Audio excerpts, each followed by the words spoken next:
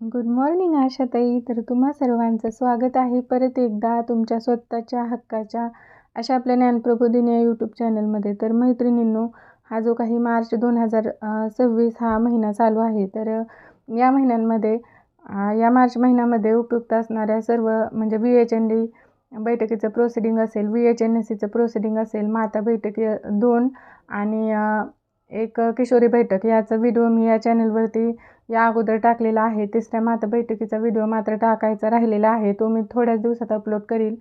कारण की ही तिसरी माता बैठक आमची घ्यायची राहिलेली आहे, ते आम्ही आता येत्या 2-4 दिवसात घेणार आहोत. तर ते व्हिडिओ देखील तुम्ही नक्की बघा. आणि हा व्हिडिओ तर तुमच्यासाठी खूपच महत्त्वाचा आहे, कारण की या महिन्यात आशांच्या दृष्टीने जे उपयुक्त मुद्दे आहेत किंवा उपयुक्त प्रश्नावली आहे त्यावरचा हा व्हिडिओ असणार आहे. त्यामुळे व्हिडिओ तुमच्यापर्यंत पोहोचला तर तुमच्या इतर आशा मैत्रिणींपर्यंत नक्की पोहोचवा.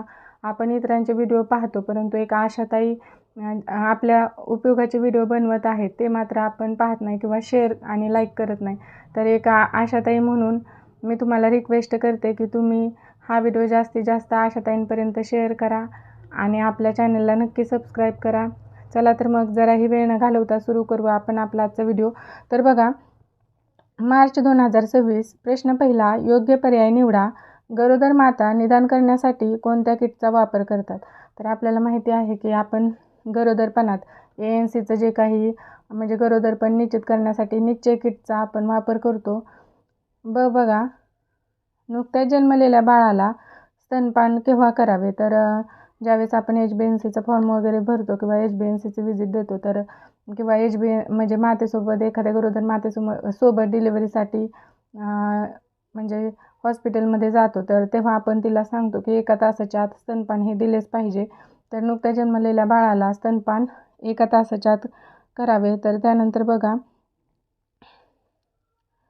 जननी सुरक्षा योजनेचा लाभ घरी प्रसूती झालेल्या माताला किती रुपये देतात? तर JSYचा लाभ हा 700 रुपयाचा असतो, हे आपल्याला माहिती आहे.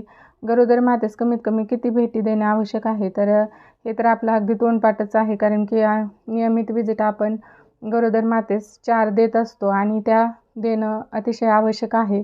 परंतु हाय रिस्क माता असेल तर शेवटचा जो तिचा महिना आहे किंवा त्यामध्ये आपण दर दिवसाआड तिला भेट देणं देखील आवश्यक असतं. तर त्यानंतर बघा, नवजात अर्भक कोणास म्हणतात? तर 0 ते 28 दिवसाच्या बाळाला नवजात अर्भक असे म्हणतात. हे देखील आपल्याला याचं नॉलेज असणं आवश्यक आहे.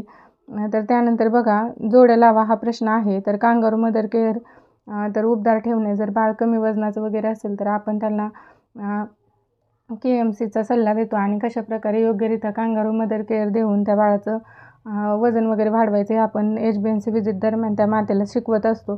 त्यानंतर बघा, कमी वजनाचं बाळ. तर याचं उत्तर तुम्ही मला कमेंटमध्ये करायचं आहे की नेमकं कमी वजनाचं बाळ आपण म्हणतो कुणाला? मुद्दामूनच मी हा कॉलम रिकामा ठेवलेला आहे की जेणेकरून तुम्ही कमेंट करताल. तर त्यानंतर बघा, चीक दूध रोगप्रतिकारक शक्ती. तर आईचं पहिलं दूध हे अनेक रोगांना प्रतिकार म्हणजे अनेक रोगाविरुद्ध लढण्याची प्रतिकारक शक्ती निर्माण करतं. त्यामुळे हे चीक दूध बाळास मिळणं अतिशय आवश्यक आहे. त्यानंतर बघा, अर्भक मृत्यू 1 वर्षाच्या बाळाचा म्हणजे 1 वर्षाच्या आतलं जे बाळ असेल तर त्याचा मृत्यू म्हणजे आपण अर्भक मृत्यू असे म्हणतो. कॅल्शियमचे वाटप 360 गोळ्या या गरोदर मातेस आपण दिल्या पाहिजेत.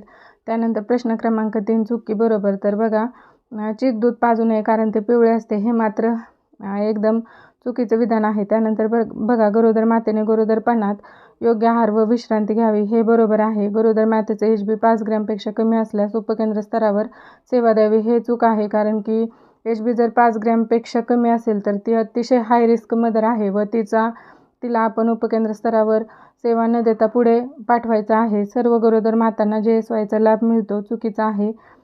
तर JSYचा क्रायटेरिया काय आहे तो आपल्याला माहिती आहे. BPL वगैरे असेल किंवा जात जमात किंवा इतर म्हणजे आर्थिकदृष्ट्या मागास माता असेल तर तिला JSYचा लाभ मिळतो, हे आपल्याला माहिती आहे. गरोदर मातांची नियमित तपासणी करू नये, हे चूक आहे. गरोदर मातांची नियमित तपासणी ही झालीच पाहिजे. तर अशा प्रकारे या पुढच्या प्रश्नांची म्हणजे प्रश्न क्रमांक याच्यानंतरचे जे असतील तर त्याबद्दल व्हिडिओ हवा असेल तर या व्हिडिओला लाईक करणं, शेअर करणं आणि तसे कमेंट करणं अतिशय महत्त्वाचं आहे. कमेंट केली तरच पुढचा व्हिडिओ येणार आहे. धन्यवाद ताई.